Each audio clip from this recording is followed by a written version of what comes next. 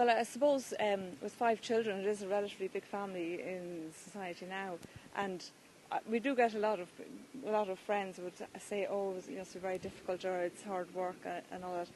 But I always try to emphasise that the work is nothing compared to the treasure of each child. My friends always agree that every child is such a treasure, So then I talked to them about cheerfulness and working, because without cheerfulness, the family life, it would just be disaster.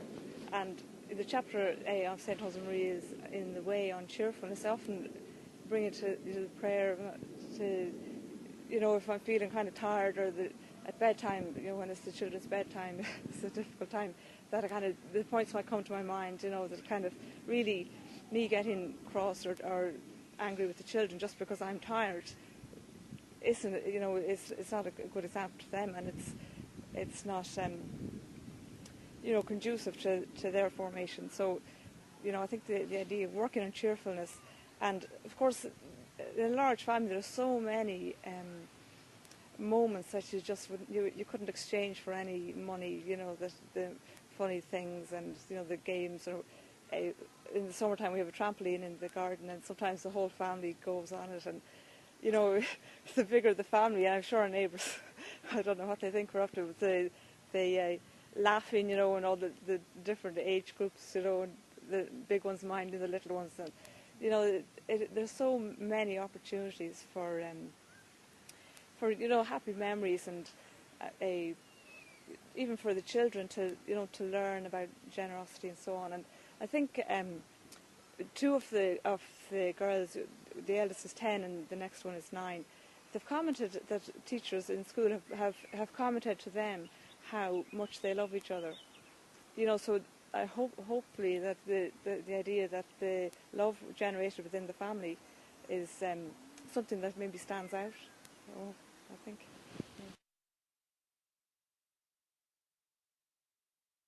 In medicine, many of the things you see day to day are very much the same, and then some things are extraordinary occasionally and serious and very upsetting and very demanding.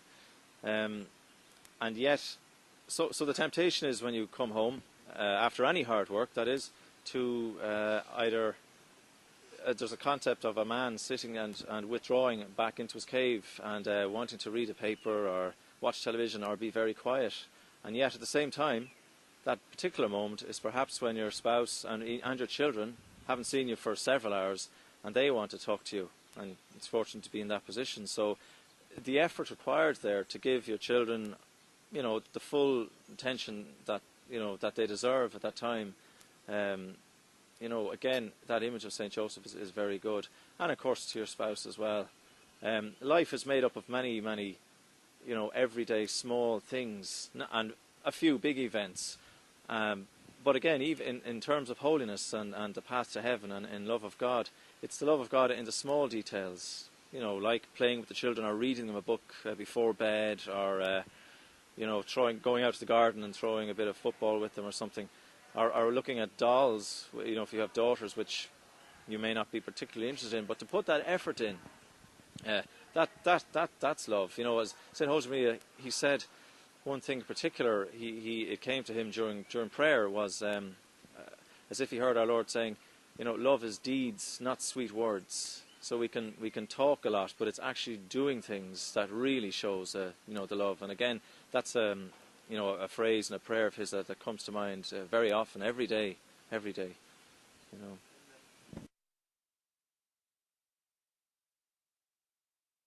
Well, I think the idea that St. Josemaria said about your spouse being the path to heaven, and the children are the mother's path to heaven and the father's path to heaven.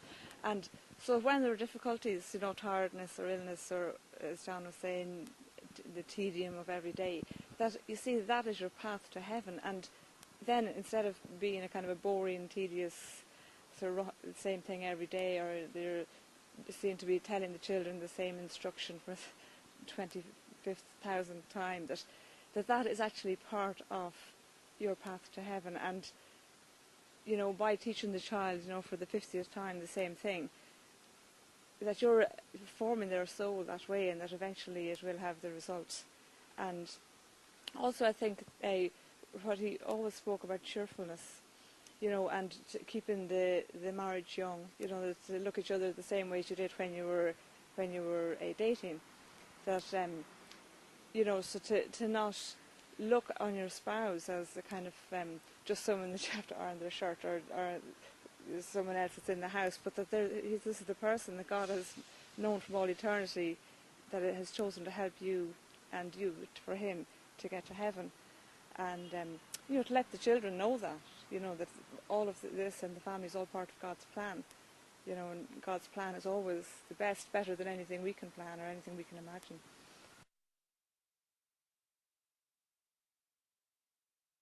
One particular aspect, St. Josemaria had a great love of St. Joseph in particular, and he often would picture Joseph not maybe as a traditional image of a maybe an older man, but a younger, strong, healthy, virile man, but yet quite a background figure, but yet worked very hard and was given an immensely important task of being the foster father of our Lord.